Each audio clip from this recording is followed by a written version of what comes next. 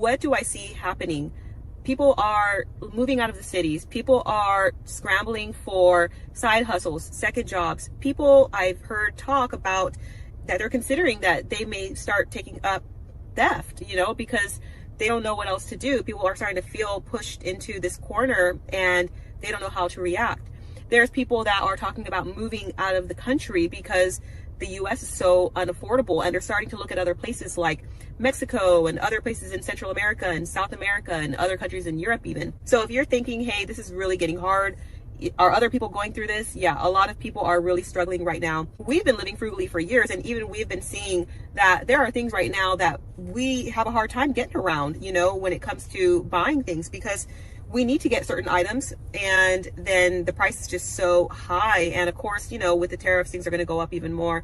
But it's really concerning what's going on. That's why I'm such a proponent of trying to cut back, live below your means as much as possible, move in with family, don't have a brand new car, get rid of that, get something used, don't get into more credit card debt. If you need to find some type of side hustle, something that you can do on the side, even though nobody wants to work a second job, but just relying on your own one income right now is not necessarily reliable. So thinking outside of the box and what can you do on the side, even if it's babysitting or cutting lawn or doing something that you are skilled at during the weekend, it can add up. And I think it's just something that it's kind of a reality right now, especially for a lot of Americans, because wages have just not kept up and the cost of everything is increasing so much. This is how screwed up the middle class is in less than 60 seconds.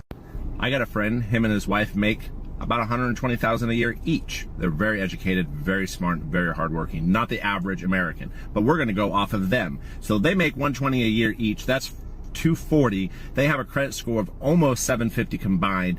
They can get a house for a 3-bedroom, 2-bath for around $5,000 a month.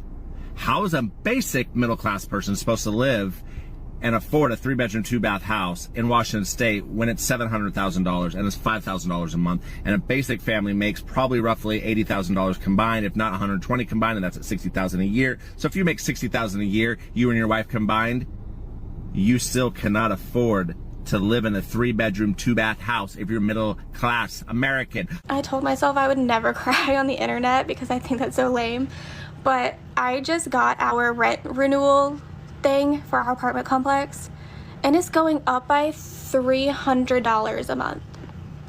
$300 for a 1-bedroom apartment that is not updated in any sort of way. And our complex doesn't even have like nice amenities. Like, we have a tiny pool and a tennis court. Like, this is not a luxury apartment complex. We already pay with all the fees and everything.